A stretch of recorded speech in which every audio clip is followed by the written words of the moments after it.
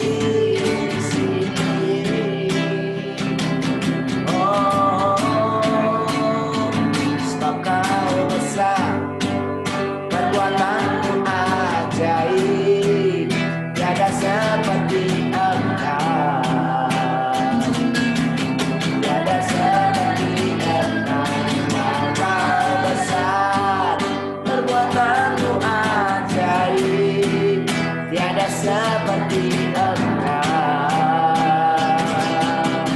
tiada seperti Engkau. Nyanyi dan bersoraklah bagi Tuhan.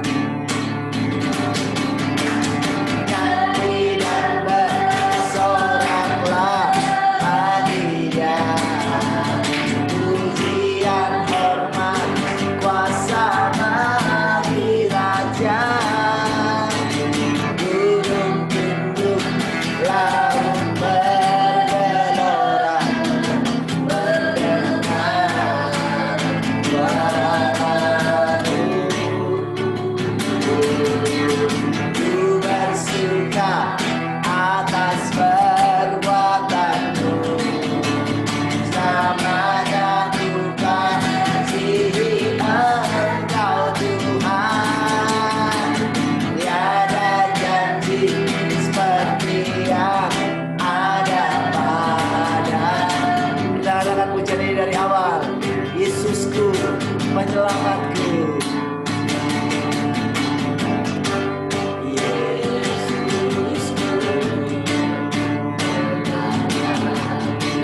Tiada yang seperti Engkau. Setiap hari ku memuji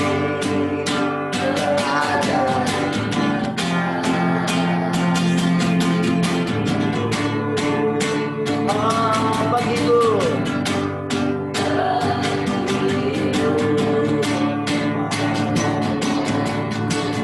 Menara kehidupan, biarlah semua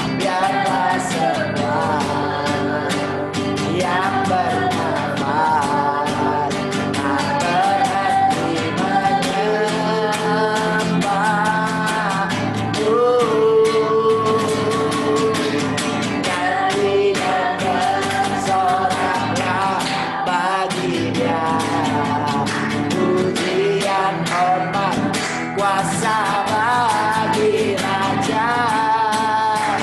Gunung tunduk, laut bergelora, mendengar suara-Mu.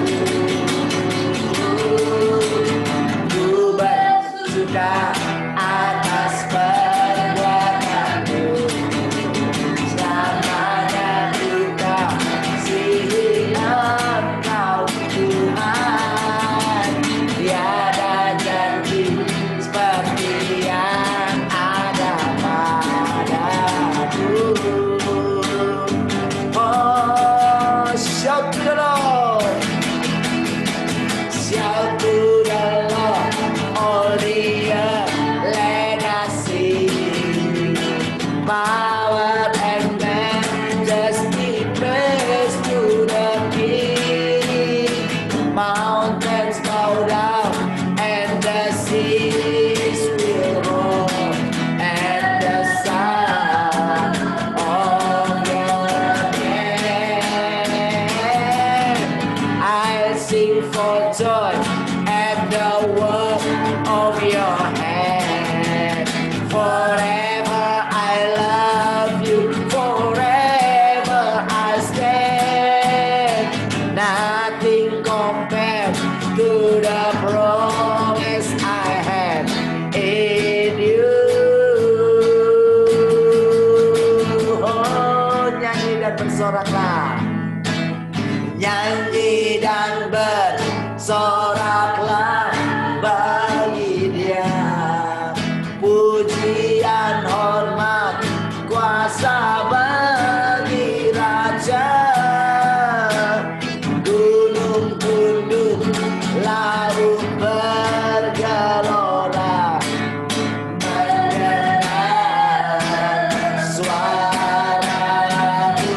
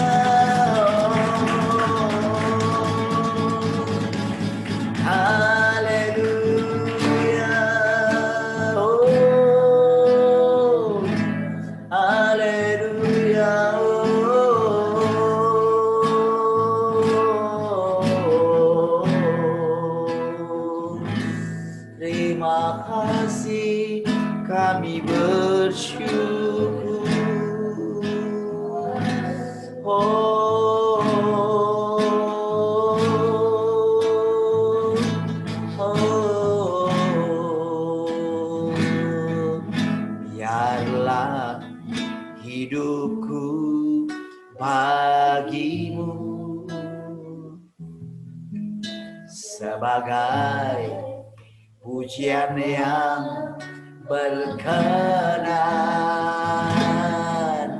dalam perbuatanku dan perkataanku. Ku sembah Kau Tuhan selalu. Aku kan bernyanyi setiap hari,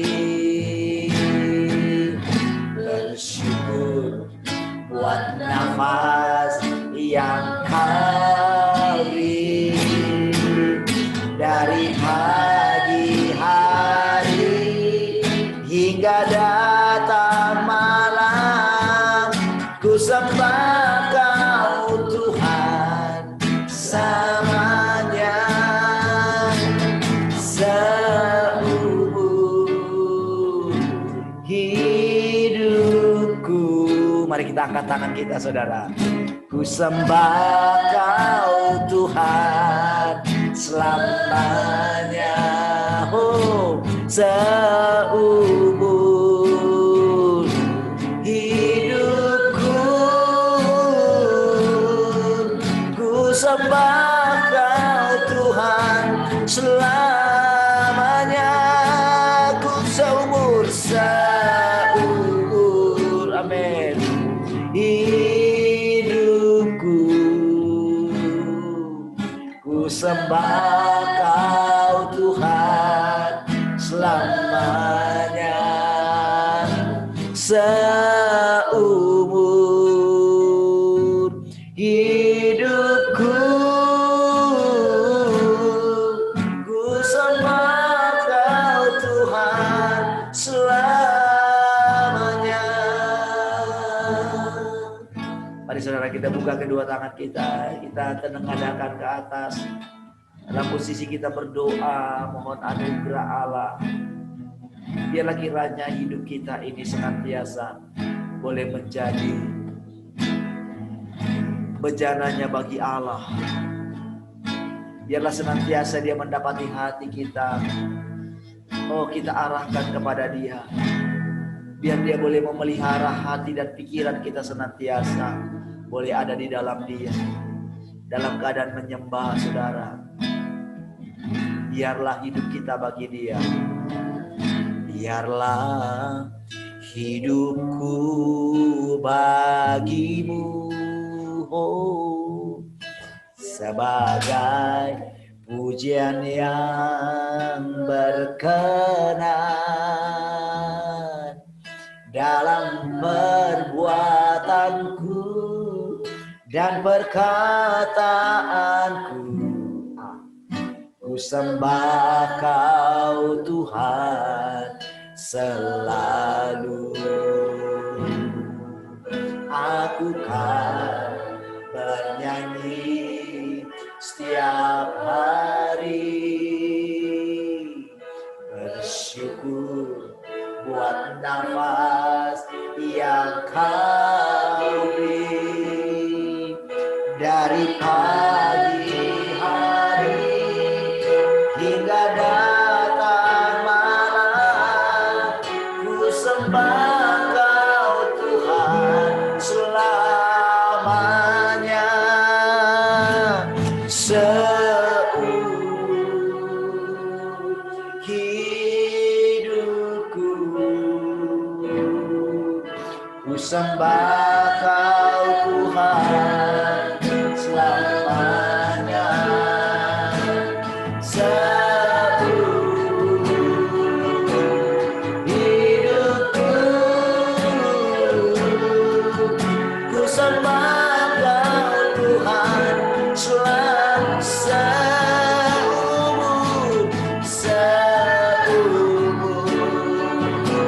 hidupku, ku sembah Kau Tuhan selamanya.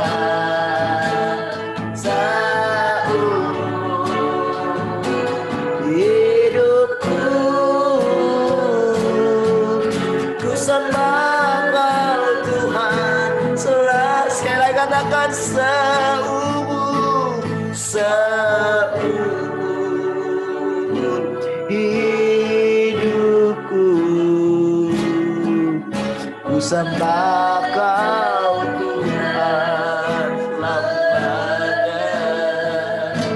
Seumur hidupku ku sembah Kau Tuhan selamanya. Ku sembah Kau Tuhan selamanya. Ku sembah Kau Tuhan selamanya.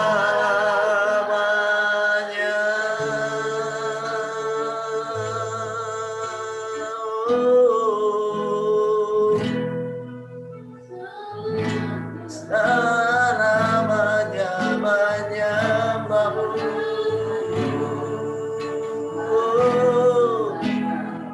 Selamanya melekat denganmu.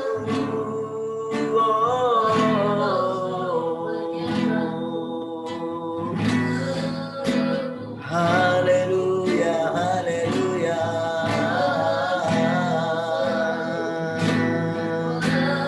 Menyembahmu, memujimu,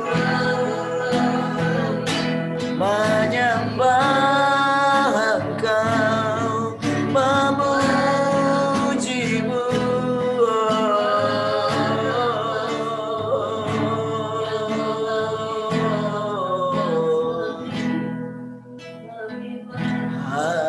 Haleluya, menyembahmu, meninggikanmu.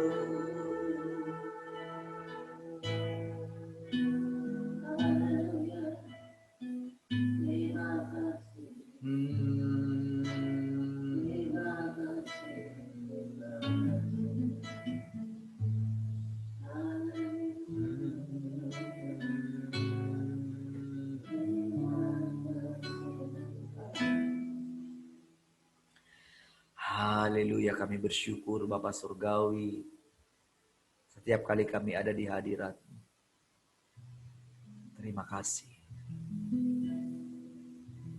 Kami tahu hanya oleh karena anugerah-Mu saja kami boleh tetap melekat dengan Engkau. Terima kasih Tuhan. Hari kiranya kami terus. Buat kiranya terus hati kami melekat dengan Engkau. Biarlah Engkau menjadi harta kami. Oh, Engkau menjadi terutama dalam hidup kami. Engkau menjadi pusat daripada pencarian kami. Biarlah kami boleh beristirahat di dalam Engkau. Oh, kami sangat bersyukur. Sampai hari ini, kami boleh bersekutu. Kami boleh memuji. Kami boleh menyembah. Kami bersyukur sampai sejauh ini. Engkau terus menarik kami semakin melekat dengan Engkau. Terima kasih. Kami bersyukur. Engkau setia mengajari kami. Engkau menjagai setiap perkataan kami. Terima kasih, Bang. Kami sangat bersyukur. Pujilah nama-Mu. Kami sekarang belajar lagi mendengarkan isi hati. Kami bersyukur Engkau sangat nyata di tengah-tengah kami. Terpujilah nama-Mu. Haleluya. Sama-sama kita katakan, amin. Baik, puji Tuhan. Shalom semua. Yang di radio gimana ya? Suaranya oke kah? Teman-teman yang di radio, boleh komen ya. Puji Tuhan, saya coba cek dulu ya. Wah, ada ke radio ternyata kah? Ya, di radio ada 9 ya. Ya, siapapun teman-teman yang di radio, selamat datang kalau ada yang baru bergabung ya. Puji Tuhan.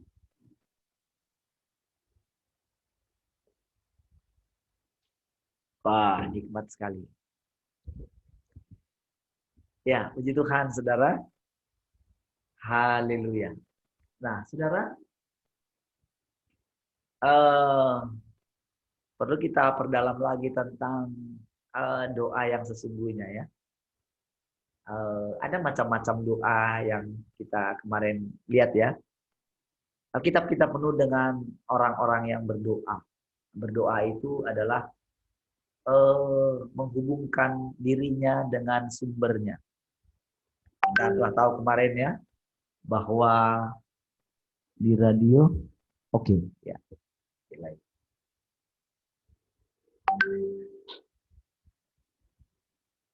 Ada Om Deddy ya di radio juga ya. Baik. Nah, ada macam-macam ya. Jadi doa itu adalah apa ya? Tekad kita untuk tetap terhubung dengan sumber kita. Yaitu jadi harusnya doa itu membuat kita jadi hidup selama-lamanya.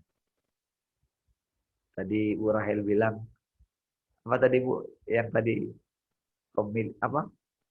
Yang punya perusahaan oksigen ya. Itu tadi ya. Iya. Yang gimana tadi Bu ceritanya? Yang punya jadi dua kontrak tadi, dua kesaksian tadi. Ya. Satu sudah ya. Gimana Bu? Jadi yang satu dulu ya, yang 30 hari di rumah sakit itu kejadiannya di Batam, tapi saya nggak boleh sebut nama ya. Jadi bapak itu tadinya istrinya yang sakit duluan. Jadi istrinya dinyatakan positif gitu, si bapak ini katakan namanya A gitu ya, si A ini ketakutan sekali, tapi istrinya masuk rumah sakit 2 hari kemudian dinyatakan negatif, dia pulang. Pulang si suami tambah ketakutan gitu, akhirnya si suami dinyatakan positif, masuklah ke rumah sakit. Nah, didampingi sama teman kita ya. Nah, teman kita itu dampingi dari awal dia masuk rumah sakit terus sampai artinya sampai 30 hari keluar itu didampingi. Nah, selama 30 hari di dalam rumah sakit itu si bapak ini si A tuh enggak pernah cerita apa gitu, cuman dia cerita sakit gitu, setiap kali kesakitan, setiap kali apa itu dia terhubung sama teman kita itu, didampingi, didoakan, dikasih firman terus gitu ya. Sampai akhirnya kata si teman kita ini 2 minggu pertama itu adalah masa yang sangat dimana ini bapak ini menderita sekali gitu sampai mukanya hitam gitu. Terus setelah 2 minggu itu ternyata dia mengalami yang namanya mati suri itu ya. Tubuhnya ya apa rohnya keluar terus dia kok enggak sakit gitu ya ternyata kok enak gitu. Terus dia lihat tubuhnya sendiri kok jelek banget, hitam dan sebagainya gitu. Nah, tapi setelah keluar baru dia cerita bagaimana suasana atau keadaan atau perasaan yang dia alami selama 30 hari itu gitu. Jadi 2 minggu pertama sebelum dia mati suri itu dia sangat dicekam dengan yang namanya ketakutan dan kesakitan. Takut mati, terus lihat teman-teman yang sekamarnya itu pada mati, katanya masuk ke dalam ruangan itu dengan suara kenceng gitu, ngobrol kenceng, ketawa-ketawa segala, tapi pagi-pagi sudah sudah nggak ada gitu. Jadi dia makin takut, segampang itu orang mati masuk dalam keadaan sehat, tiba-tiba pagi-pagi sudah digeledek keluar mati gitu.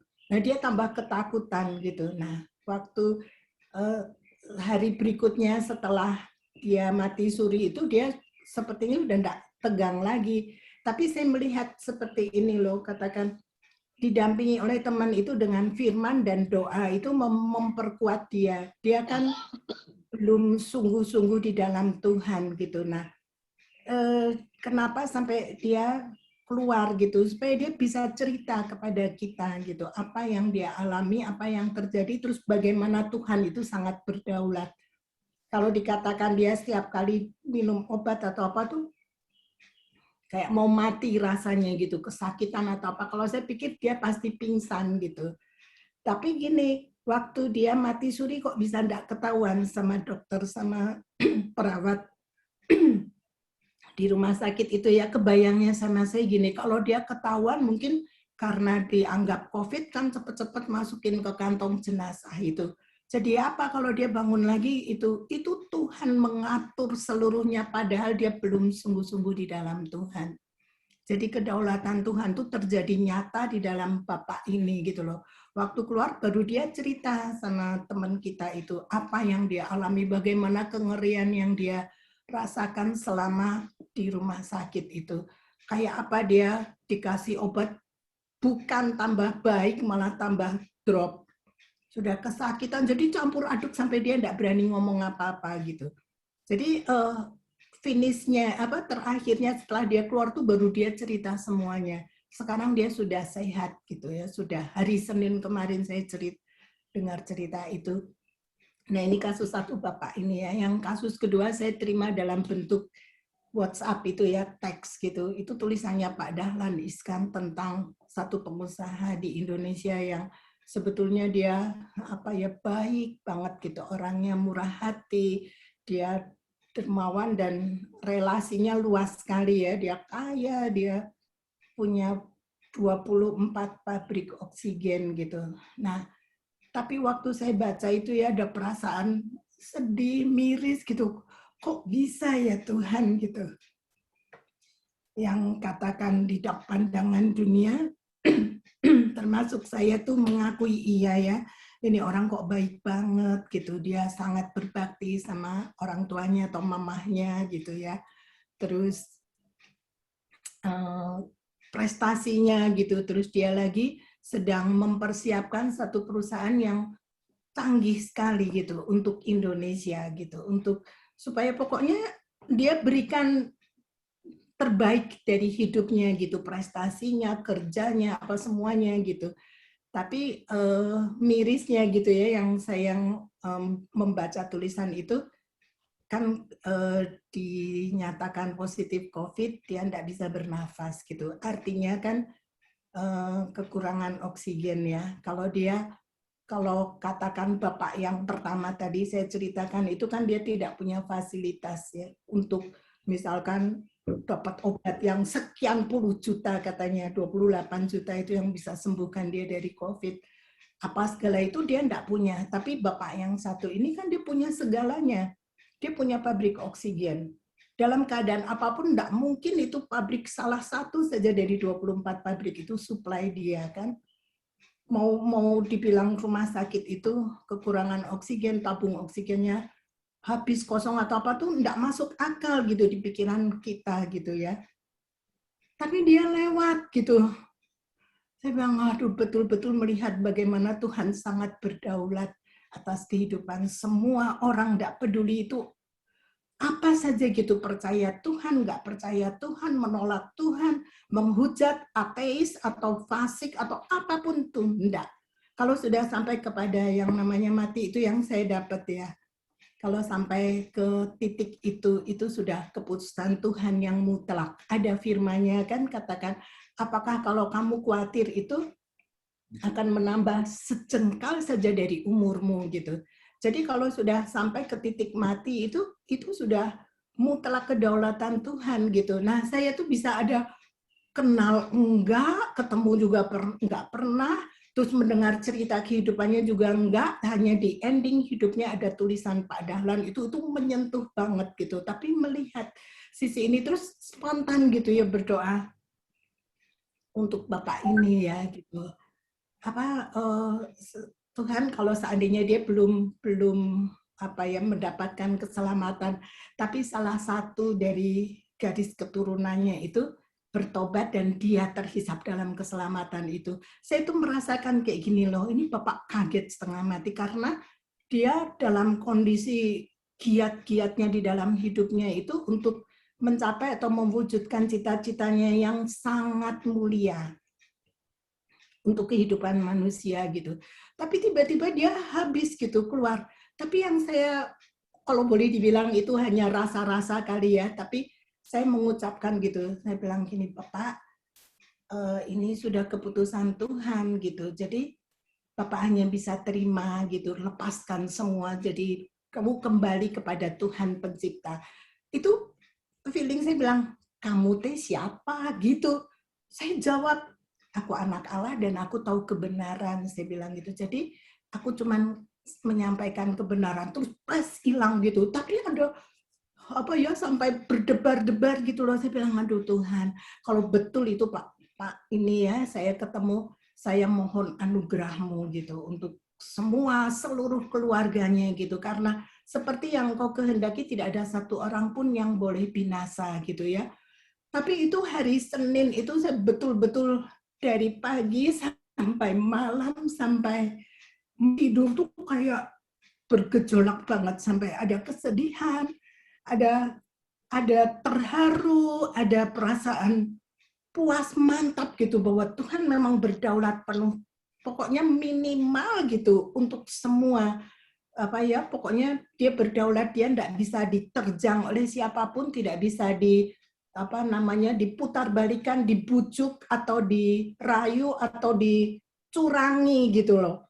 Ada kepuasan seperti itu, tapi ya barengan semua air mata, terharu, sedih, ada kok bisa gitu loh, kok bisa gitu. Tapi di atas semuanya saya melihat kedaulatan Tuhan yang luar biasa gitu. Karena belakangan ini tuh ya, kayak sekarang ini, sahabat saya, teman SMA, suami dan maminya dinyatakan kena.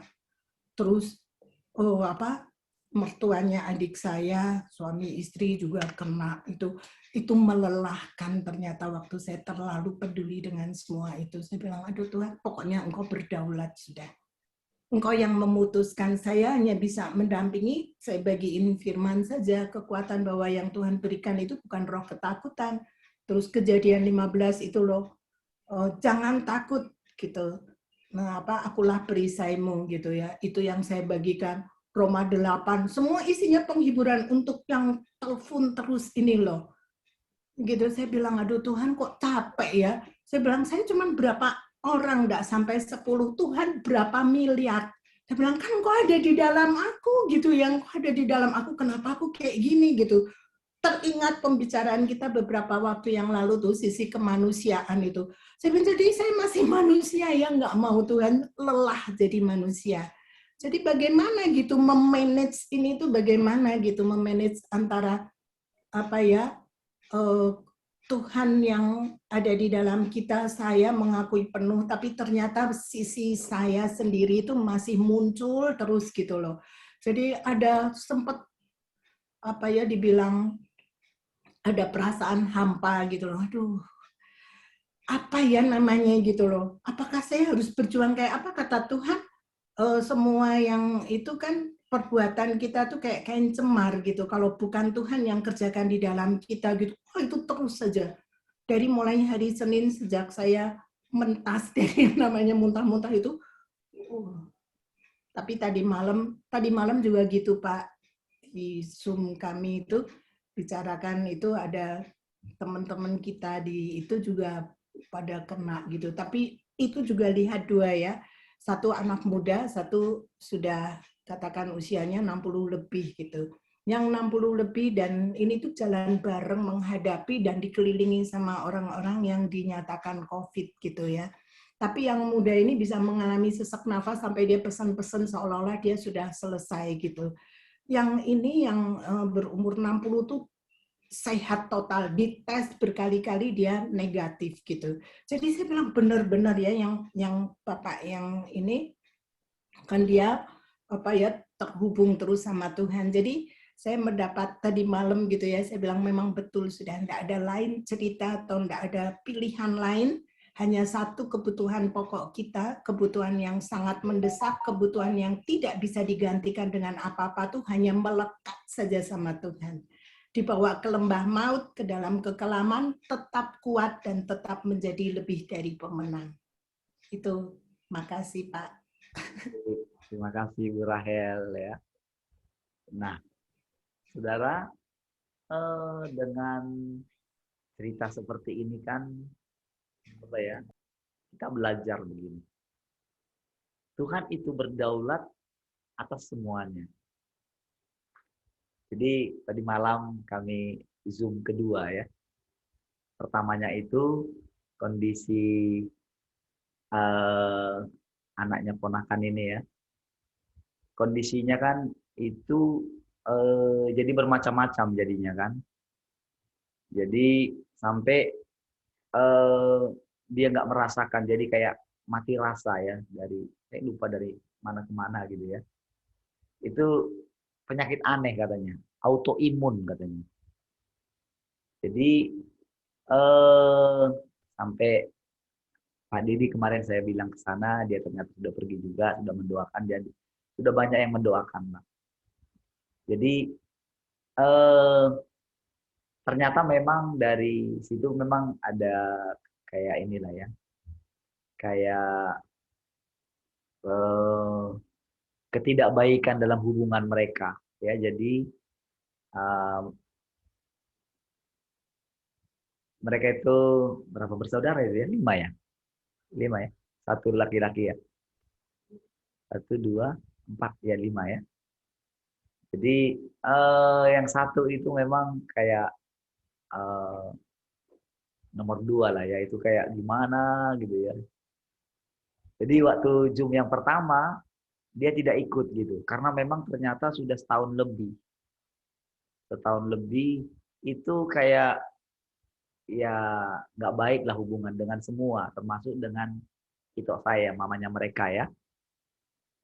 Nah, jadi karena mereka juga ada permasalahan bisnis gitu ya, masalah uang lah ceritanya, sehingga wah.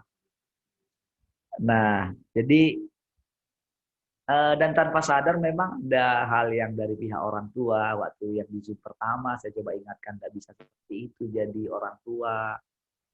Kan nggak boleh misalnya yang satu membenarkan yang satu, karena kan sama anaknya semua gitu. Nah, tapi pada waktu itu coba dihubungi, nggak bisa yang satu ini. Jadi yang anaknya nomor 2 yang perempuan juga ya. Ketika dihubungi, suaminya pun keras juga ya. Jadi tidak jadilah, tapi kita doa waktu yang pertama itu. Jadi ternyata tujuannya dari sakitnya si yang anaknya yang nomor 1 ini ceritanya. Anak dari anak yang nomor 1, yaitu anaknya ponakan itu ya. Itu yang autoimun tadi itu. Jadi ketika kita sampaikan, oke, apa namanya, oke, berbaik kembali, coba hubungi, minta ampun, dan mereka lakukan semua. Termasuk itu saya ini berani ya, melangkah, menghubungi istrinya yang nomor 2 itu yang kepahitan termasuk ya. Dan tadi malam saudara hadir gitu. Saya kaget gitu ketika di ini, saya lihat wah. Jadi ketika saya diminta bicara gitu ya. Jadi kalau yang pertama itu saya yang kayak hostnya ya. Kalau yang kedua itu ponakan saya yang host, yang itu yang pelayanan di Malaysia ya. Sekarang dia di Bali ya. Ya sudah cukup besar lah ya pelayanan mereka ya. Nah, namun saudara, saya ingat dulu kami bertiga. Ya, saya, ponakan saya ini sama abang saya ya. Termasuk dulu Pak Yabis. Cuman kami yang sering dulu itu, jadi ada berapa orang kami dulu bertobat ya. Ada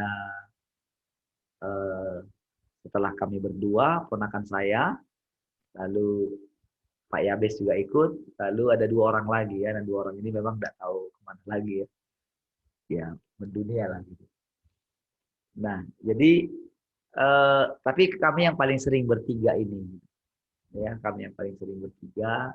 Saya ingat dulu gimana ya, jadi dia seorang worship leader yang ponakan saya ini, dan memang seorang penyembah ya. Jadi memang ketika tadi malam itu menyembah, itu rasanya segar kembali gitu ya. Pintar juga main gitar ya. Dan saya sampai bilang sama anak saya, coba kamu ini. Jadi waktu anak saya ini ya datang di sini, saya bilang kamu main musik sebentar. Coba ikutin. Saya bilang. Ya, coba kamu ikutin alur penyembahannya. Coba kamu catat itu kunci-kunci apa saja.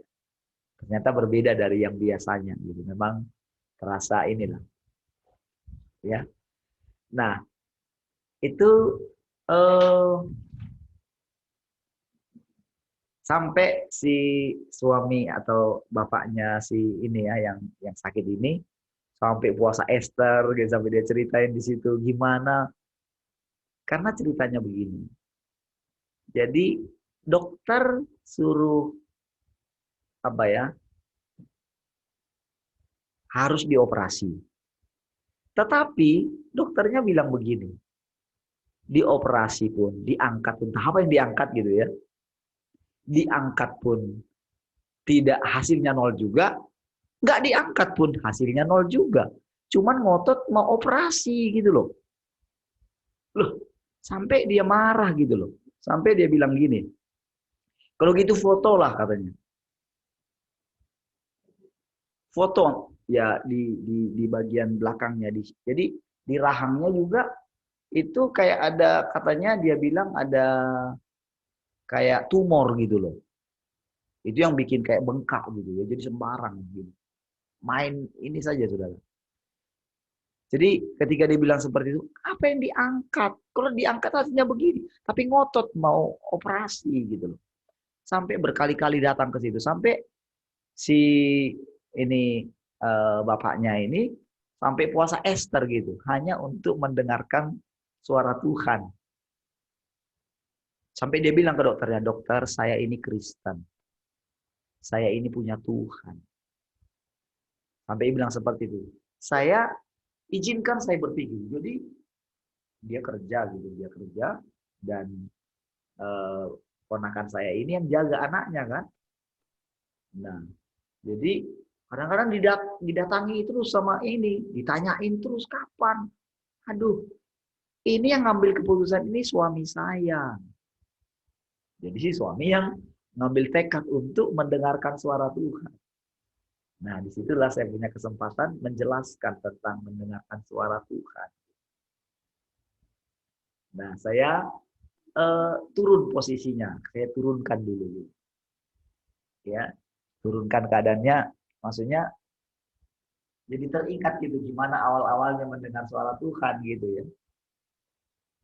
Nah, saudara, dan itu bagaimana dia cerita gini, di foto katanya itu mahal, nggak ditanggung katanya sama BPJS gitu, karena BPJS ya kelas 1 lagi, mahal katanya.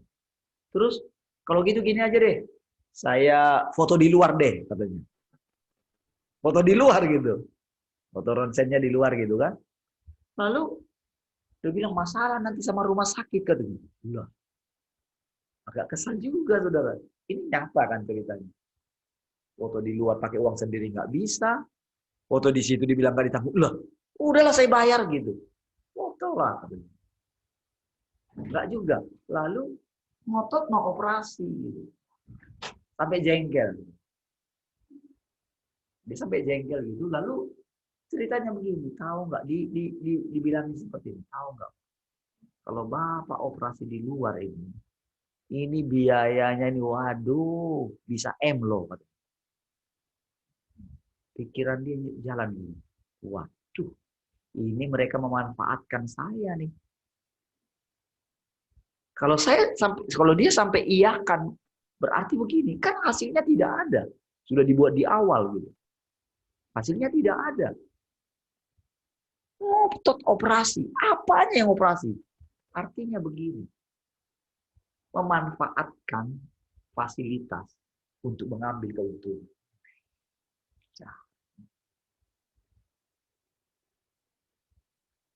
wah, itu orang-orang yang punya uang, saudara, itu memang benar-benar dijadikan jadi lahan bisnis. Itu ngerinya sebetulnya di kondisi yang sedang terjadi ini. Orang teriak, orang takut. Bayangin coba dengan kondisi sekarang. Mall jam 5 di Batam. Jam 5 sore tutup, coba.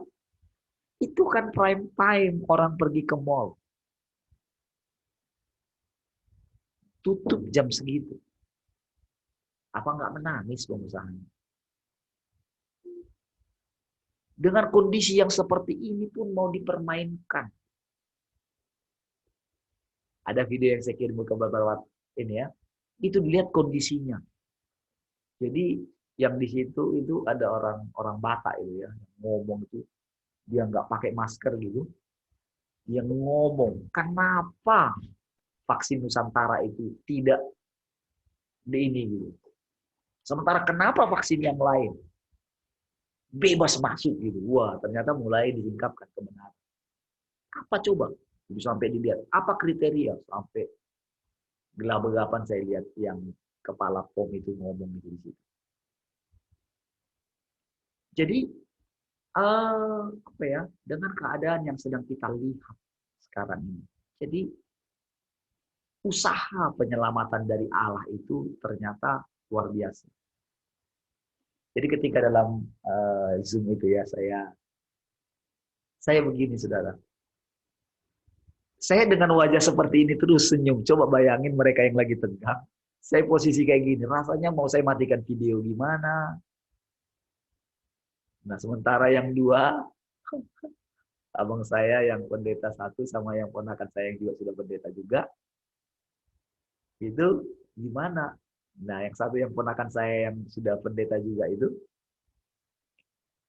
ketika saya kasih solusi tentang mendengar suara Tuhan gitu ya, dia bilang begini. Yang dia saksikan kesaksian dia ngambil keputusan jadi full time dulu. Jadi dia sama-sama pelayanan kita dulu. Nah, jadi dia itu harus ngambil keputusan pergi pelayanan ke Malaysia, Singapura ya. Dan dia di sana ya.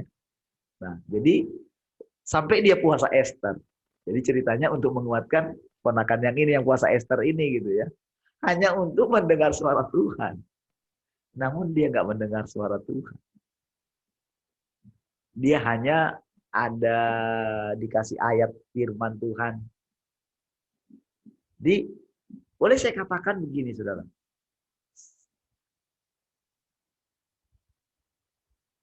Jadi sampai dia bilang, sampai hari ini saya nggak pernah mendengar yang namanya gimana suara Tuhan. Saya ngikutin saja. Saya bilang begini dalam hati, pantas ya nggak bisa kasih solusi ya. Jadi saya nggak bisa kasih ini, banyak gitu kepada yang tadi yang suami dari ponakan saya itu bilang gitu. Di situ saya begini, oh iya ya. Disinilah permasalahannya. Jadi Tuhan tunjukkan gitu. Tuhan tunjukkan bagaimana keadaan. Saya tahu saudara mereka intim. Intim dalam arti begini, menyembah Tuhan. Tapi saudara, memang saudara, keintiman yang dimaksud dengan bergaul karib dengan Tuhan itu dua hal yang sangat berbeda. Keintiman yang mereka maksud adalah dalam keadaan baik, dalam keadaan tenang. Tetapi sebetulnya ketika menghadapi kenyataan, nggak bisa punya solusi keteguhan hati bagaimana Tuhan ada di dalam dia. Padahal dia bilang intim. Intinya dengan itu. Mari kita bersuka cita. Memang iya terasa gitu ya. Terhanyut juga gitu ya. Merasakan yang seperti itu gitu ya. Bisa ini karena memang kondisinya yang lagi ini, kondisi seperti itu memang butuh seperti itu. Jadi ketika menyembah itu mereka merasakan lagi Tuhan.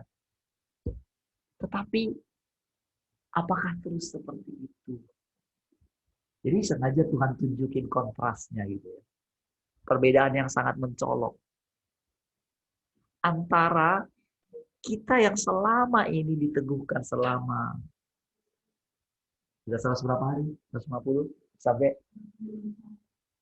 151 hari. Bagaimana kita boleh merasakan keteguhan hati Tuhan benar-benar nyata. Jadi kalau dikatakan sampai hari ini tidak mendengarkan suara Tuhan, saya bilang, oh Tuhan. Tapi bilang intim. Maksudnya.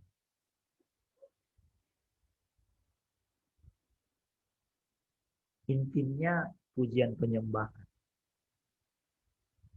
intimnya kalau berbahasa roh. Saya jadi lucu sendiri, saudara. Jadi karena sudah nggak terbiasa lagi gini ya. Kalau dulu kan gini, saudara. Kalau doa syafaat dulu, Shikalamaya Shandara Bara Tuhan, terima kasih. Bahasa roh lagi. Semalam kejadiannya persis seperti ini. Saudara mau ketawa gitu ya. Saya sambil gimana saudara lagi Zoom seperti ini kan. Saya ketawa. Mereka tegang gitu, saya ketawa gitu. Karena ya dulu seperti itu. Jadi melihat perbedaan yang sangat kontras ya. Terus bagaimana lagi kalau apa namanya, begitu lihat di Zoom, kan banyak sekarang yang melakukan Zoom pagi seperti ini. Kita agak awal memang ya, ada yang jam 5, kalau Pak ES kan jam 5 kan, kalau gereja kita dulu agak lebih ini sedikit, 4:45. Tapi tahu nggak persiapan untuk itu? Ya ampun. Persiapan untuk bikin Zoom itu, aduh, keren sekali. Tapi kalau lihat wajahnya gitu, tegangnya, kayak gimana, kayak dunia udah mau runtuh aja gitu kan. Tapi begitu saya coba perhatikan Zoom kita ya, rekamannya gitu. Saya lihat kok saya ketawa aja gitu ya. Nggak dibuat-buat ketawanya gitu ya. Memang seperti itu. Tapi kalau lihat saudara, di tempat lain gimana sampai, aduh itu muka itu, gimana ya, tegang sekali saudara. Makanya tadi Ibu Rahel ngaku gitu ya. Saudara, kita ini imam. Jadi walaupun suasana apapun gitu, mau tegang gimana, mau gimana aja gitu, kita mesti menjaga hati kita. Kita ini imam. Belajar loh. Harun itu sampai anaknya itu mati aja, nggak bisa sentuh, tapi nggak boleh panjang-panjang itunya, berduka citanya. Bayangin dia mesti menjaga hati. Katanya kan keringat pun nggak boleh sampai ini kan, keluar keringat gitu ya. Itu benar-benar menjaga kondisinya. Karena itu imam. Jadi di tengah kondisi yang seperti itu, kapan waktu benar-benar bersedihnya, kapan mesti cepat lepas dari situ. Gitu. Nggak terhanyut dengan masalah. Sekalipun ketika kita tahu keputusan kita tepat seperti yang Tuhan katakan kepada kita, nggak boleh kita paksakan kepada orang lain. Di sini kadang kita ini, apa namanya ya, di sini kita bisa jatuh, keluar dari dia. Ketika apa? Ketika kita coba, gimana ya, kita tahu memang ini kebenaran. Itu yang Mario itu, yang sudah telepon ibu itu kan terhubung lagi dengan saya. Yang tidak pernahnya, yang dia ini kan, yang kemarin dia sampai mengumumkan itulah, yang ini ya, kemarin cerita itu ya. Itu kan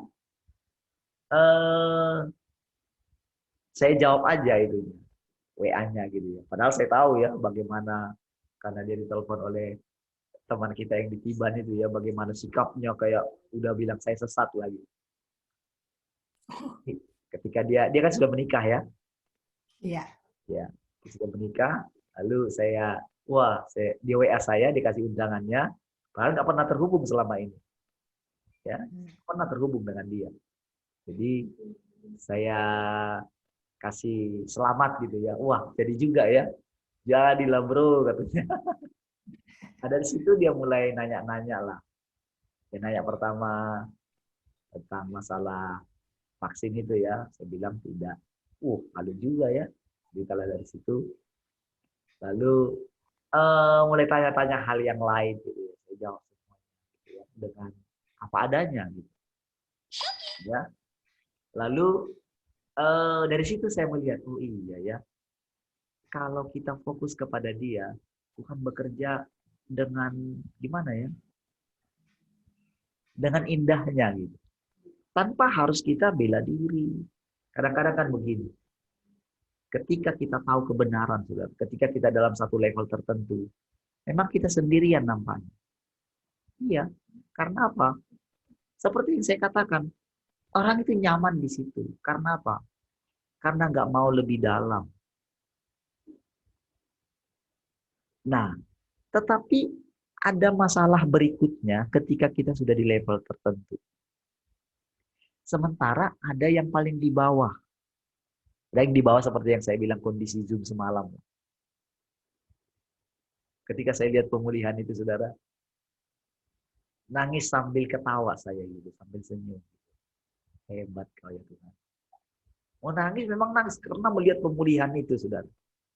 Dan itu saya itu sampai wah, nggak tahu bilang gimana ucapan terima kasihnya karena kehadiran kami di sana gitu. Karena kan ini kan dia sudah sendiri, suaminya sudah meninggal juga ya. Permasalahannya ya masalah yang abang saya juga sebetulnya. Jadi abang saya yang pendeta ini yang diandalkan itu dulu itu bermasalah di bisnis online, masalah uang itu gitu loh. Nah, dulu keluarga itu saya ini juga kena di situ oleh karena ini. Nah, jadi lagi dia kena lagi seperti itu di keluarga sendiri. Waduh, tapi saya bilang, saya lihat ini. Iya Tuhan. Dengan kondisi seperti ini, engkau yang kerja ya. Harusnya saudara, si abang saya ini malu sekali. Jadi di situ dia mengaku, saya juga dulu gagal di bisnis, dia bilang. Tapi sekarang saya sudah bertobat. Dia bilang seperti itu. Ya, di tengah Zoom itu. Dan ini korbannya ini yang korbannya ini sekarang nggak sendiri-sendiri sekarang. Kalau dulu kan nggak boleh bertangga.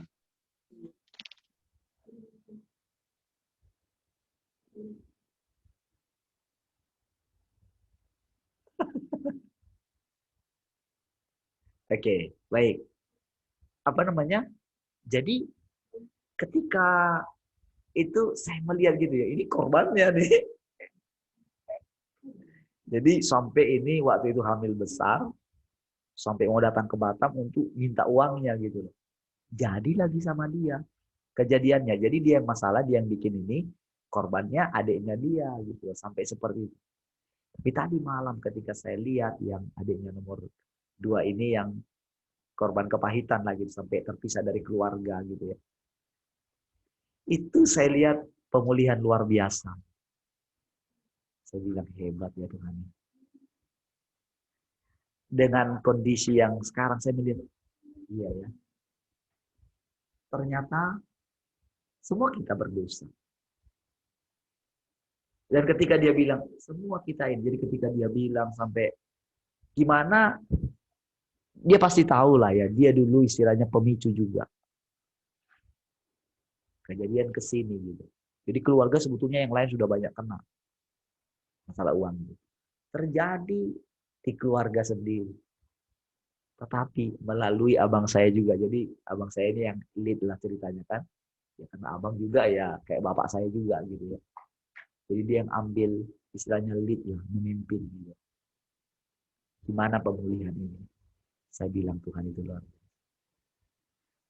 Nah, begini sebenarnya.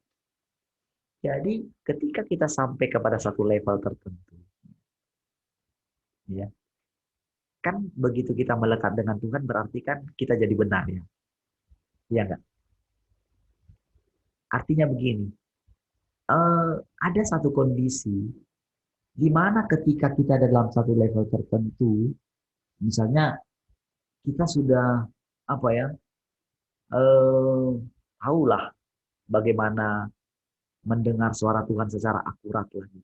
Seperti yang saudara lihat lah hari-hari ini ketika saya ini. Paginya itu saya sudah ditegur lewat mimpi sebetulnya. Karena sudah dikasih tahu sebelumnya kemarin untuk Zoom itu. Jadi saya ditegur di situ. Jadi benar-benar malam itu, tadi malam, ya, itu saya benar-benar jaga gitu. Saya tidak mau saya salah gitu. Salah dalam arti begini. jadi merasa apa ya, lebih benar masalah itu. Di satu level tertentu ketika kita semakin melekat dengan Tuhan, di satu level tertentu, apalagi pengertian yang sekarang, ada satu bahaya bagi kita bisa jadi, kan ada dua orang yang masuk ke bait suci. Satu orang Farisi, satu lagi pemungut cukai. Pemungut cukai ini memukul-mukul diri. Lalu si orang Farisi merasa lebih benar. Aku tidak seperti orang itu, yang tidak tahu mendengar suara Tuhan, yang tidak tahu melayani Tuhan, yang tidak mengerti bagaimana mengasihi Tuhan. Tapi bukan berarti kita terus memukul-mukul diri kita, kan? Itu kan hanya begini loh, satu peringatan bagi kita. Itu sebabnya pentingnya kita berdoa. Karena jadi permasalahannya begini. Ketika kita itu semakin melekatkan diri kita kepada Tuhan, di situ si jahat itu masih punya banyak sekali kesempatan. Dan kesempatannya semakin tidak terdeteksi untuk menjatuhkan kita. Semakin tidak terdeteksi. Karena itu tadi, kita manusia, oke, kita kondisi kita manusia, lalu kita diangkat naik. Oke, tetapi dia ingin kita mesti pakai pikiran dan perasaan Kristus. Apa itu? Turun jadi manusia. Kita dibawa naik, tapi kita mesti memiliki pikiran dan perasaan Kristus, dia turun. Coba, gimana menjaga kondisi seperti ini? Sementara kita ini ketika kita menjadi manusia celaka, di situ kita menyadari itu masih gampang. Tetapi begitu dia bawa kita naik ke atas, itu kita memandangkan dari atas. Saya pernah ingat waktu saya jualan dulu ya. Ada waktu satu saya dulu ya, waktu masih sekolah dulu ya. Saya kan jualan gitu. Jadi ada yang nampaknya lihat ke atas aja gitu. Jangan lihat ke atas terus, dia ke bawah. Karena dia kali jalannya gitu. Saya sampai ingat waktu itu ya. Sampai mama saya ketawa gitu ya. Ketika saya berani ngomong seperti itu. Nah, waktu kita di atas, gitu ya, itu masalah. Karena apa? Kita menganggap, karena namanya kita di atas. Memang untuk sampai di atas, itu dari bawah. Dalam arti kita menjadi manusia celaka. Diangkatnya lah kita kan. Waktu diangkat ini, sudah. Kita lihat nih. Untuk menurunkan lagi, saudara, karena kita sudah terbiasa di bawah itu, ketika diangkat ke atas, rasanya gimana? Saudara bisa perhatikan hati saudara. Ketika nggak punya apa-apa, setelah punya apa-apa. Tadinya berdosa, memohon-mohon, lalu dosa kita diampuni, lalu kita dibawa. Kita tahu mendengar suara Tuhan, kita tahu bikin mujizat, kita tahu melayani Tuhan, kita tahu menyembah Tuhan, kita tahu yang baik, kita tahu yang jahat. Apa yang terjadi? Disinilah saudara, penipuan iblis itu sangat hampir tak terdeteksi. Disinilah kita membutuhkan Tuhan lebih lagi malah. Disinilah doa kita sangat dipentingkan, sangat dibutuhkan. Karena justru di posisi seperti ini kita menjadi orang yang paling dibenci oleh Tuhan. Karena apa? Sombong tadi. Merasa benar. Walaupun memang jadi sampai dalam kondisi seperti ini untuk mendengarkan suara Tuhan yang paling asli itu dibutuhkan begini, dari hati kita yang paling dalam ngomong sama Tuhan. Tuhan, saya tahu saya sudah berkali-kali gagal dalam posisi seperti ini. Tapi saya tahu pekerjaanmu tidak pernah gagal. Tuhan, aku memohon, biarlah Engkau memelihara hatiku. Dalam kondisi apapun, aku tetap menyenangkan Engkau. Tuhan, biarlah aku tahu apa yang menjadi kehendak-Mu. Biarlah Engkau yang memberikan aku kemampuan untuk hidup sesuai dengan kehendak. Saudara, waktu-waktu seperti sekarang ini, saudara, untuk kita boleh tetap kita menjaga hidup selama-lamanya, itu benar-benar kita membutuhkan doa. Doa yang jujur. Makanya saya bilang sama saudara, coba cerita.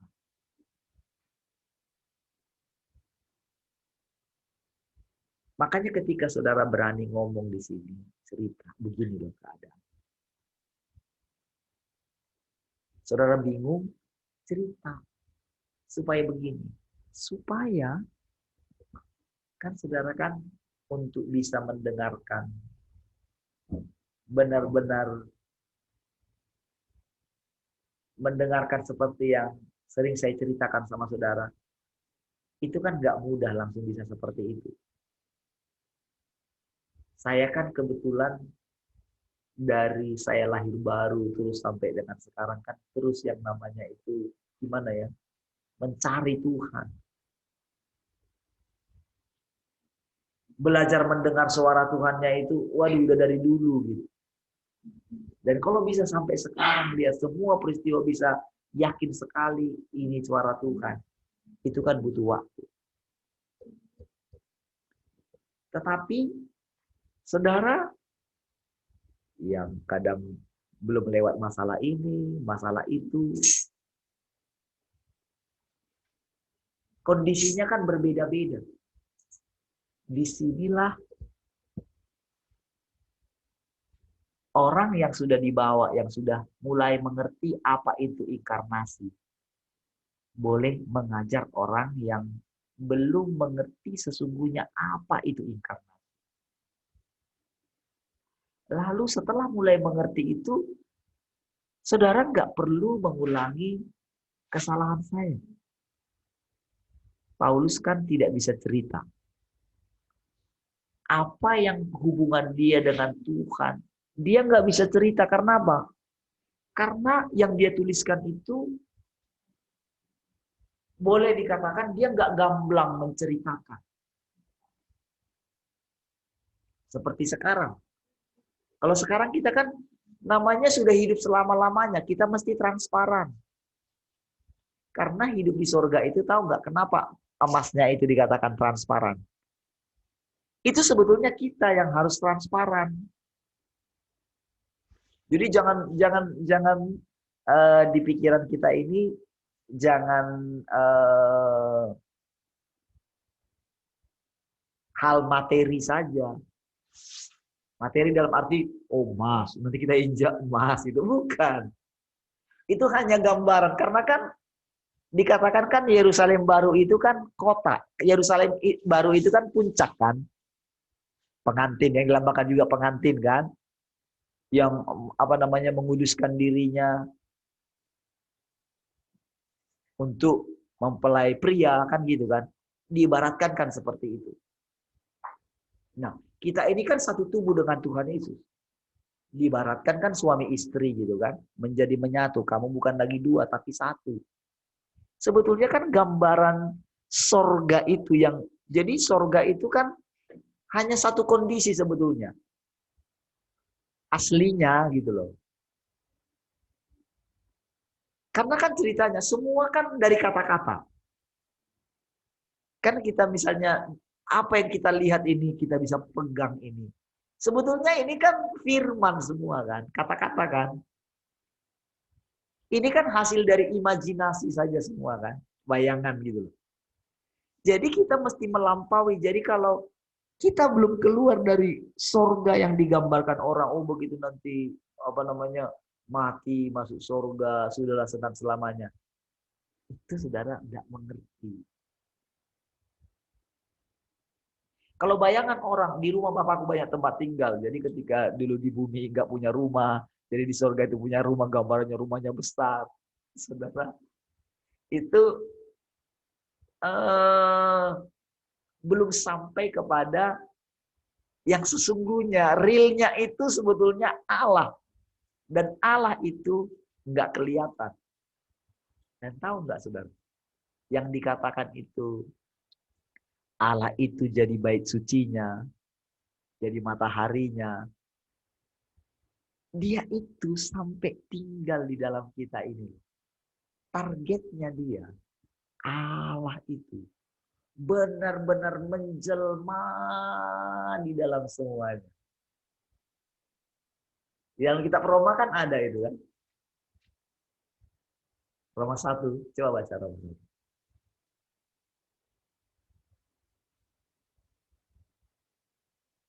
Roma pasal 1. Kalau enggak ini ya, ayat 16 apa ya?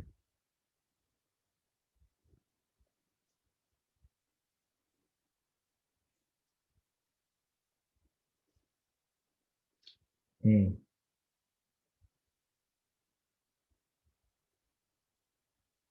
Ayat yang ke 18 dulu ya, saya baca. Atau ada anak-anak di sana yang mau baca? Siapa? Marvel mana tadi? Dari 18 sampai Marvel mana? Baca 18.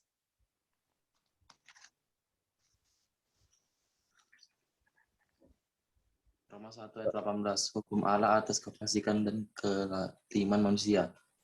Sebab murka Allah nyata dari sorga atas segala kefasikan dan kelaiman manusia yang menindas kebenaran dengan kelaiman.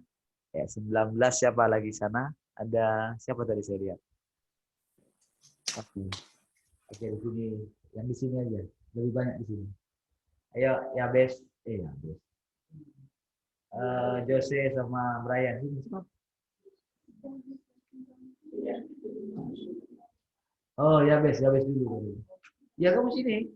Dulu sini, enggak usah ngapain main. Ya Bes dulu, ya Bes. Ayat 19.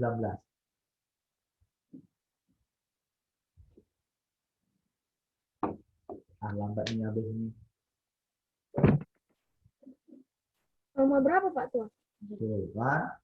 Roma 1 ayat 19. Sudah? Ya, yang kencang suaranya. Roma 1 ayat 19. Karena apa yang dapat mereka ketahui tentang Allah nyata bagi mereka. Sebab Allah telah menyatakannya kepada mereka.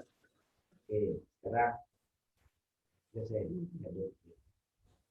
Sebab apa yang tidak nampak daripadanya yaitu kekuatannya yang kekal dan keilahiannya dapat nampak kepada pikiran dari karyanya sejak dunia diciptakan, sehingga mereka tidak dapat berdalih. ya. Saya ya. Ya. 21. 21. Sebab sekalipun mereka mengenal Allah, mereka tidak memuliakan Dia sebagai Allah atau mengucap syukur kepadanya. Sebaliknya pikiran mereka menjadi sia-sia dan hati mereka yang bodoh menjadi gelap. Lihat ya. Ayat 22. Jessica. Mereka berbuat seolah-olah mereka penuh hikmat, tetapi mereka telah menjadi bodoh. Ayat 23. Ben. Tadi naiknya mana? Oke. Mana mukanya? Sana lo lihat. Mereka menggantikan kemuliaan Allah yang tidak fana dengan gambaran yang mirip dengan manusia yang fana, burung-burung, binatang-binatang yang berkaki 4, atau binatang-binatang yang menjalar. Oke, lihat ini. Intinya di ayat ini sebetulnya di ayat yang ke-19. Karena apa yang dapat mereka ketahui tentang Allah nyata bagi mereka. Sebab Allah telah menyatakan kepada mereka. Sebab apa yang tidak nampak daripadanya, yaitu kekuatannya yang kekal dan keilahiannya. Ini artinya keberadaan Allah itu, atau hakikatnya Allah itu, atau esensinya Allah itu, atau intinya Allah itu, keberadaan Allah itu, gitu, dapat nampak kepada pikiran dari karyanya sejak dunia diciptakan, sehingga mereka tidak dapat berdalih. Jadi, kalau kita lihat, perhatikan ya, ayat yang ke-23. Sebab sekalipun mereka mengenal Allah, mereka tidak memuliakan Dia sebagai Allah atau mengucap syukur kepadanya. Sebaliknya pikiran mereka menjadi sia-sia dan hati mereka yang gelap, yang bodoh menjadi gelap. Jadi sebetulnya Allah itu senyata yang kita lihat ini di alam semesta ini. Nah, namun karena apa namanya ya? Karena mereka itu ingin melihat Allah dalam rupa, sehingga begini. Mereka berbuat seolah-olah mereka penuh hikmat, tetapi mereka telah menjadi bodoh. Mereka menggantikan kemuliaan Allah yang tidak fana dengan gambaran yang mirip dengan manusia yang fana. Jadi perhatikan saudara. Di dalam agama apapun, di dalam gereja juga termasuk. Mereka membuat ikon-ikon. Sekarang itu yang lagi itu, apa itu? Yang tabut perjanjian itu loh. Dibuat itu di mimbar itu supaya apa? Supaya jemaat itu fokus. Jadi mereka itu seperti ada di ruang Maha Kudus karena di sana ada tabut. Jadi lihat, mereka menggantikan kemuliaan dengan gambaran yang tidak fana, manusia yang fana, burung-burung, binatang-binatang yang berkaki 4 atau binatang yang menjalar. Karena itu Allah menyerahkan mereka kepada keinginan hati mereka akan kecemaran. Sehingga mereka saling mencemarkan tubuh mereka. Inilah yang terjadi, saudara. Kalau saudara lihat, saya sudah mungkin sering ceritakan kepada saudara tentang bagaimana gerakan karismatik itu membuat Allah itu nyata dengan hadirat musik. Dengan lagu-lagu. Yang mereka itu membuat satu gambaran, ini loh hadirat Tuhan. Dan apa yang terjadi? Di situ dosa bersembunyi luar biasa. Ya. Dengan menara doa. Di situ paling banyak bersembunyi roh-roh najis. Karena mereka membuat seperti itu gitu loh. Oh, di sini tempat kudus. Jangan sentuh aku kudus. Ingat yang di itu? Yang di itu kan orang Farisi ya juga ya. Lihat.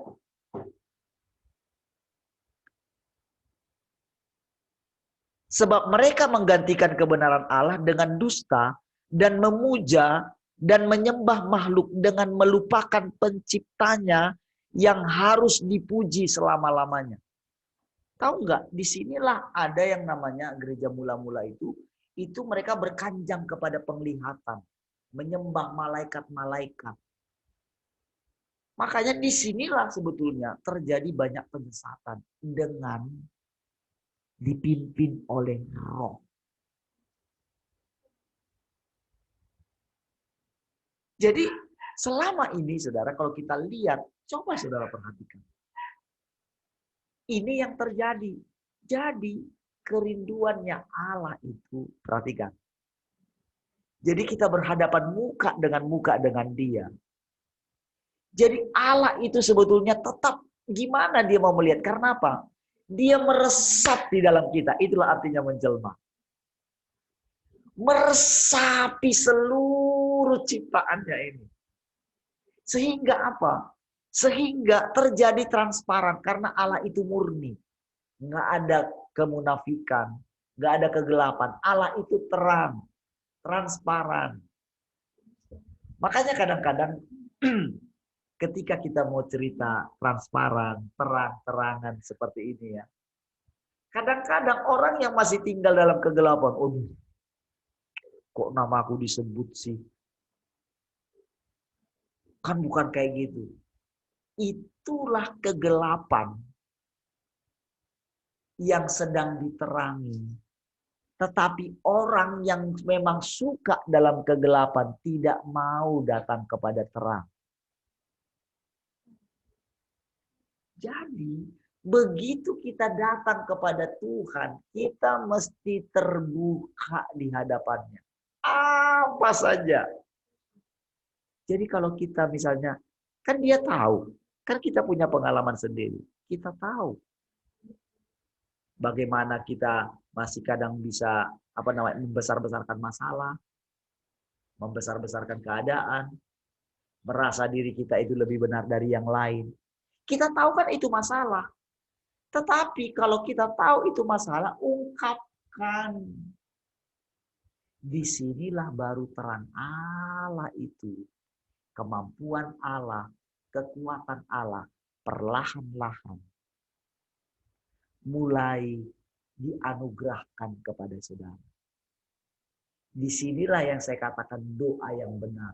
Doa yang benar adalah lahir dari hati yang terbuka, jujur. Jadi antara ucapan kita dengan hati kita mesti sinkron. Jangan bilang aku menyembah Engkau, tapi pada dasarnya pikiran kita kemana-mana. Itu paling dibenci sama Tuhan. Karena bibirnya memuliakan aku, tapi hatinya jauh. Ketika kita menyembah tadi, bahwa kita bersuka cita. Dia firman-Nya berkuasa. Coba saudara perhatikan. Bagaimana kondisi saudara makin hari, makin teguh, makin makin teguh gitu ya hatinya, makin mantap. Tahu nggak itu karena apa? Itu karena Allah makin lama makin kuat meresap di dalam kita. Makanya saya katakan saudara, saya nggak bisa menyembunyikan sukacita saya di hadapan orang lain gitu. Gimana gitu loh? Saya mau pasang muka saya jadi muram karena misalnya permasalahan itu. Dan ternyata sudah mulai dipulihkan. Jadi ternyata sudah banyak perkembangan gitu loh. Itu sampai saya bilang sama bapaknya itu, mantap berarti. Sudah terjadi pemulihan. Jadi dengan hadirnya, dengan terjadinya pemulihan itu, wow sebetulnya terjadi begitu saja. Padahal harusnya dengan kondisi seperti itu bagaimana, wah sudah mau rasanya cobalah kalau misalnya dioperasi atau gimana. Tapi dengan kita merendahkan diri, minta ampun. Karena yang tadi sudah trauma sempat gitu. Sudah sempat trauma, pernah terjadi seperti itu.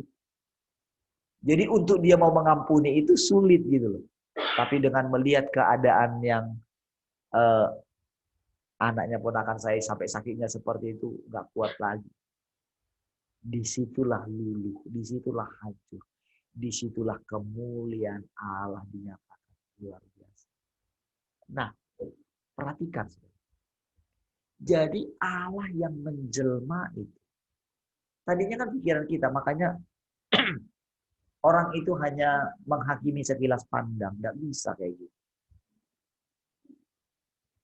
Ketika ada hal apapun, termasuk saksi Yehova gitu, nggak bisa kita nilai langsung negatif, enggak.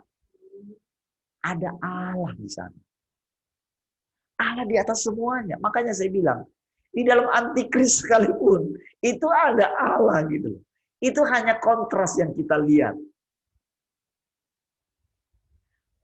Mana ada yang bisa? Kan semua di dalam Allah. Jadi kita nggak bisa melihat di dalam yang paling bengis sekalipun, saudara. Bagaimana yang paling bengis itu runtuh? Adalah ketika kita bisa melihat Allah di dalam dia. Jadi saudara, iblis itu dibungkam gitu loh. Dibungkam dengan kondisi hati kita yang dipenuhi dengan Allah. Jadi, wah, sehebat apapun membuat kita menderita, dia mau mengacaukan kita. Kita mesti menjaga hatinya Allah. Disinilah yang sulit. Berarti begini, Allah itu belum sepenuhnya meresap di dalam kita. Saya kasih gambaran ini. Belum sepenuhnya. Disinilah kita yang paling kita butuhkan.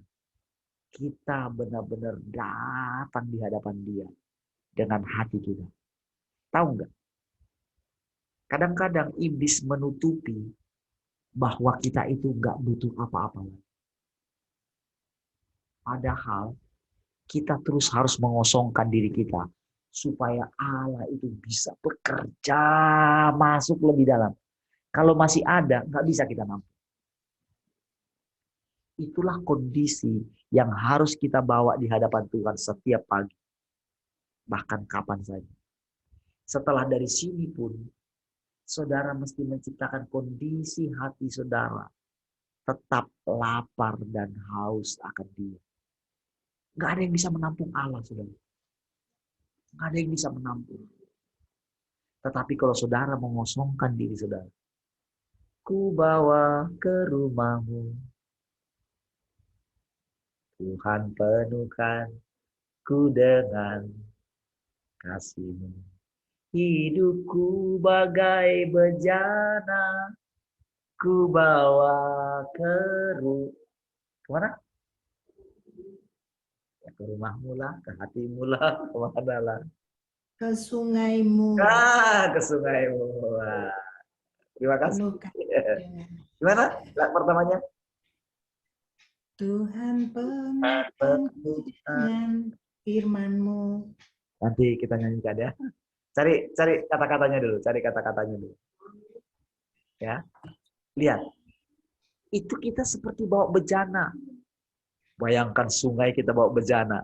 Sebesar apa sih bejana kita sih? Ya kan? Ya palinglah sebesar tubuh kita ini. Paling besar harusnya bejana yang bisa kita bawa kan? Jangan bayangkan lah langsung bawa satu kontainer gitu kan. Memang saudara bisa pikul kontainer. Bawa bejana kita. Kalau kita mau bawa ke sungainya Tuhan, kosongkan dulu dong bejananya. Amin. Baru kita bisa bawa full. Kalau ada isinya, berarti kita bawa, kalau bisa kita bawa 1/3, berarti yang kita bisa bawa berapa? 2/3. Kalau bejana kita sudah ada isinya setengah, kita bawa, berarti kita bisa bawa berapa? Cuma setengah. Apalagi kalau kita bawa 3/4. Kita bawa isi 3/4, berarti yang kita bisa bawa dari sungainya Tuhan berapa? 1/4. Iya. Buang dong. Pengalaman kita yang lalu, apapun pengenalan yang kemarin. Karena begini saudara, begitu kita dekat dengan Allah, wow, rasanya nggak ada yang kurang lagi. Rasanya gitu loh. Tapi ternyata sekarang coba saudara lihat. Bukankah selalu baru setiap hari?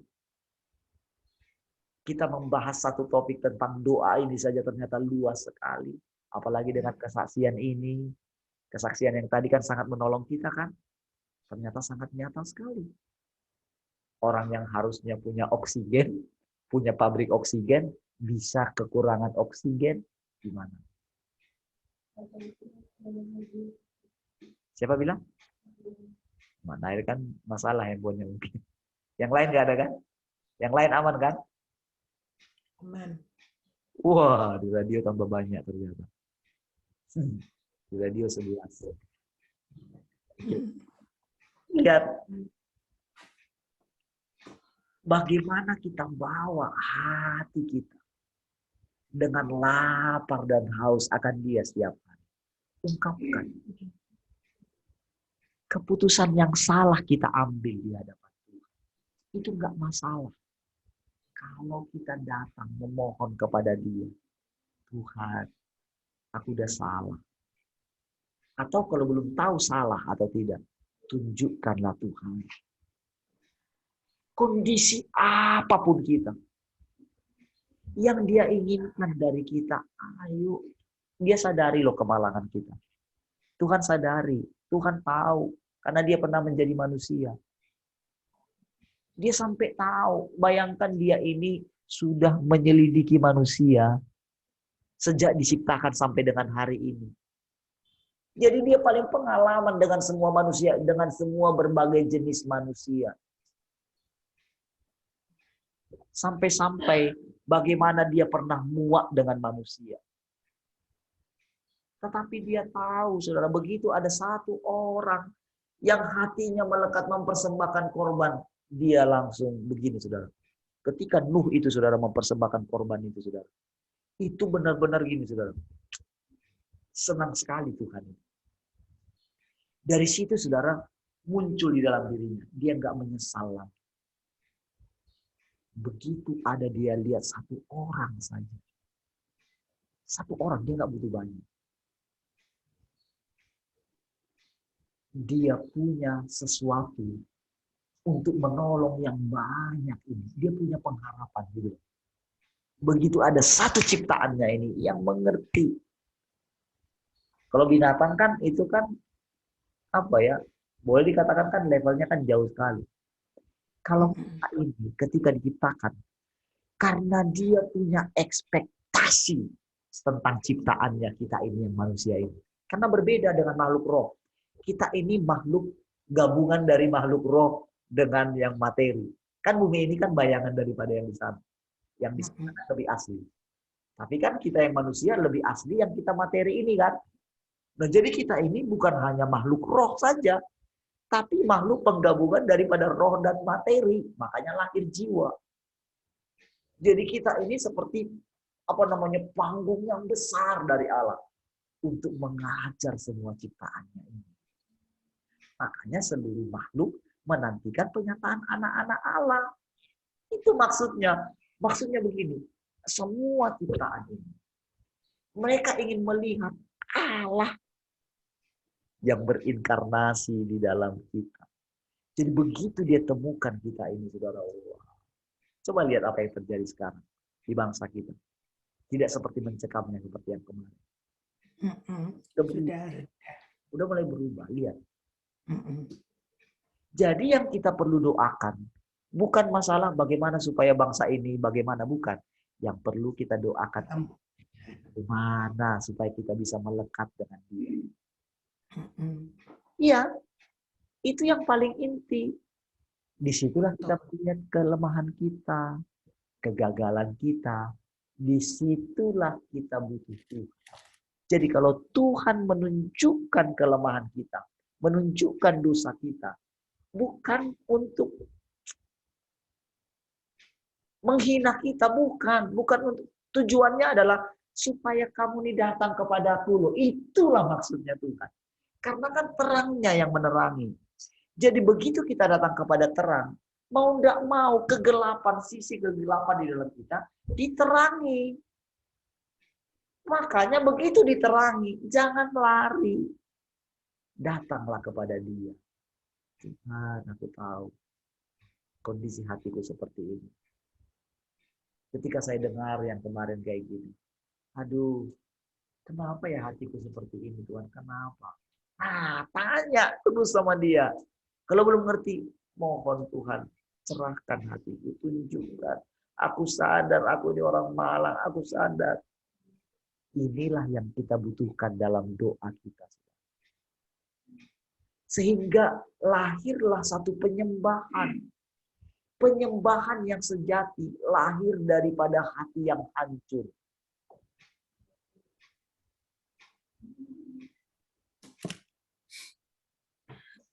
Hati yang hancur tidak kau pandang hina. Jadi kalau kita lihat kejadiannya Daud, kan seolah-olah kan dia dibiarkan. Di satu sisi, Bathsheba pasti punya masalah dengan suaminya. Pasti punya masalah. Tapi lihat dalam kondisi itu. Daud pun punya masalah. Masalahnya apa? Dia nggak pernah menemukan cinta yang sejati. Tapi coba saudara perhatikan. Kenapa kok bisa dia diizinkan sampai seperti itu? Padahal takutnya anak Tuhan luar biasa. Ya. Justru ketika dia jatuh ke dosa yang paling hina itu, disitulah dia menemukan hati yang lihat itu saudara. Yang paling hina sekalipun itu dibawa oleh Tuhan untuk menunjukkan itu loh. Tadi malam itu saudara saya kagumnya gitu. Ya, Tuhan.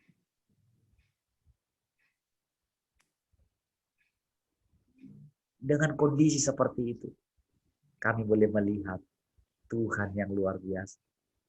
Amin. Wow. Oke, kita nyanyikan lagi yang tadi sudah ketemu kah? Kata-katanya?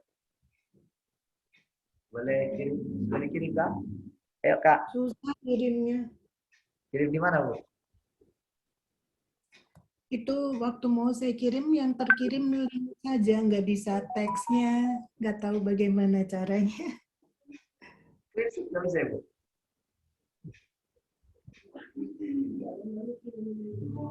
Sudah ya? Sudah dikirim ternyata. Di Zoom ya?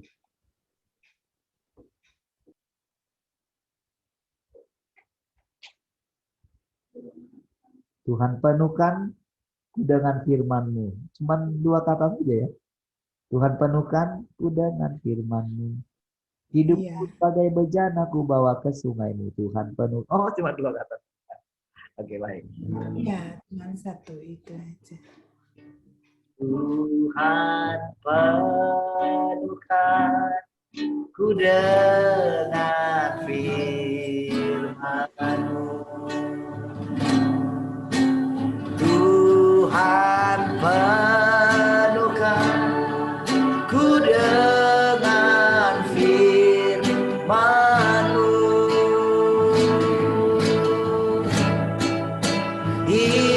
Hidupku sebagai bejana ku bawa ke sungai-Mu.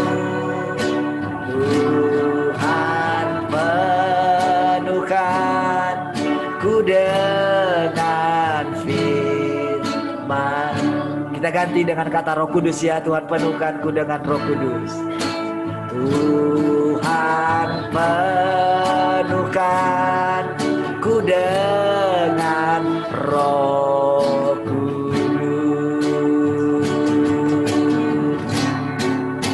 Tuhan penuhkan ku dengan Roh Kudus.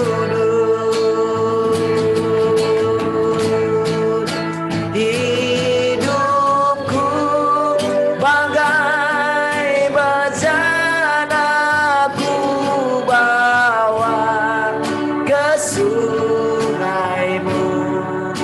Tuhan penuhkan ku dengan Roh Kudus. Sekarang kita ganti dengan hidupmu. Tuhan penuhkan ku dengan hidupmu. Penuhkan ku dengan hidupmu.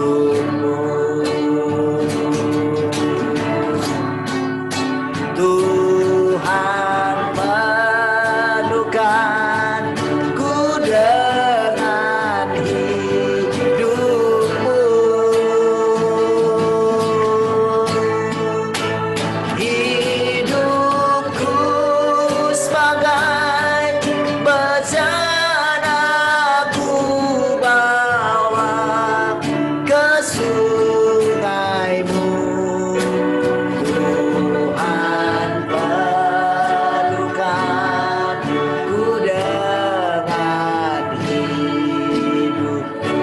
katakan, Tuhan penuhkanku dengan dirimu. Tuhan penuhkanku dengan dirimu. Tuhan penuhkanku dengan dirimu.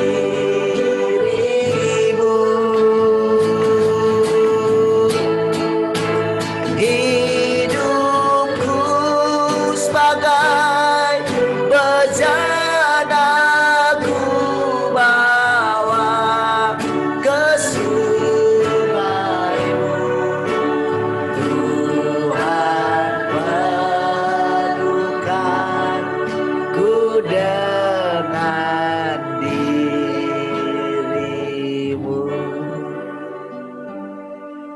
Saya minta Bu Rahel tutup dalam doa. Baik, kita berdoa ya. Bapa Tuhan dan Roh Kudus, kami sungguh sangat bersyukur sudah Engkau temukan dan kami boleh berada di dalam pusat kehendak-Mu. Buat kami mengerti, buat kami dipenuhi dengan hidup-Mu sendiri Tuhan, sehingga kami sungguh-sungguh menyatu dengan Engkau. Engkau yang mengerjakan di dalam hidup kami. Kami menyerahkan diri kami, mengosongkan diri kami untuk dipenuhi dengan hidup-Mu, dengan firman-Mu, dengan kasih-Mu, dengan pribadi-Mu Tuhan. Sehingga kami sungguh boleh menjadi kemuliaan bagi-Mu. Terima kasih untuk persekutuan pagi hari ini. Roh-Mu terus bekerja di dalam kami. Sepanjang hari ini kami boleh bersuka cita di dalam kasih-Mu, memuliakan Engkau di dalam hidup kami. Biar Engkau saja yang bermanifestasi dalam hidup kami, Tuhan. Terima kasih untuk firman-Mu pagi hari ini. Kami bagaikan bejana yang kami bawa ke sungai-Mu. Melimpah dengan kasih-Mu, melimpah dengan firman-Mu, dengan kehidupan-Mu. Dipenuhi dengan Engkau. Terima kasih Tuhan, terima kasih Bapa dan Roh Kudus. Kami mengucap syukur. Haleluya. Amin. Amin. Sampai ketemu nanti malam.